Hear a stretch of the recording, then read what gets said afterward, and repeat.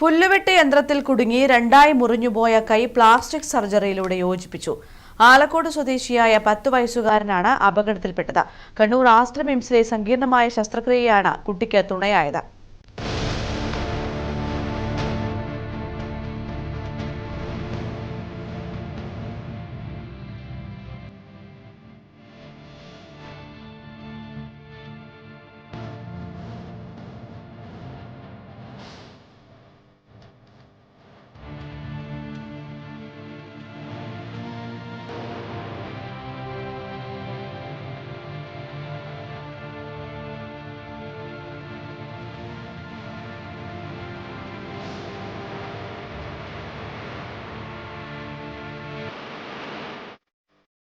പുല്ലുവെട്ടി യന്ത്രത്തിൽ അബദ്ധത്തിൽ കുടുങ്ങിയപ്പോൾ ആലക്കോട് സ്വദേശിയായ 10 വയസ്സുകാരന്റെ വലത് കൈയാണ് അറ്റുപോയത്.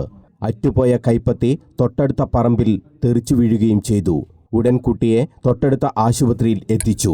കുട്ടി ഗുരുതരാവസ്ഥയിൽ ആയതിനാൽ ഉടൻ കണ്ണൂർ ആസ്റ്റർ മിംസിലേക്ക് മാറ്റി. അത്യാധുനികമായ മൈക്രോ വാസ്കുലാർ സർജറി സംവിധാനമുള്ള മിംസിൽ വിവിധ ഡിപ്പാർട്ട്മെന്റുകൾ ഏകോപിപ്പിച്ച് ശസ്ത്രക്രിയക്കുള്ള നടപടികൾ സ്വീകരിച്ചു. മുറിഞ്ഞുവീണ കൈപ്പത്തി ആദ്യം അണുവിമുക്തമാക്കി. മൈക്രോസ്കോപ്പിന്റെ സഹായത്തോടെയാണ് കൈപ്പത്തിയിലെ മണ്ണും ചെളിയും നീക്കിയത്. കൈത്തണ്ടയുടെ അസ്ഥിക്കും ഗുരുതരമായ പരിക്കാണേറ്റത്.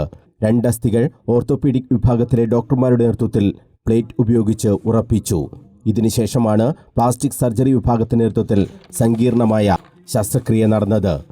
2 ധമനികളും 5 സിരകളും 3 ഞരമ്പുകളും 20 സ്നായുക്കളും ആണ് ശസ്ത്രക്രിയയിലൂടെ കൂട്ടിയോജിപ്പിക്കേണ്ടി വന്നത്.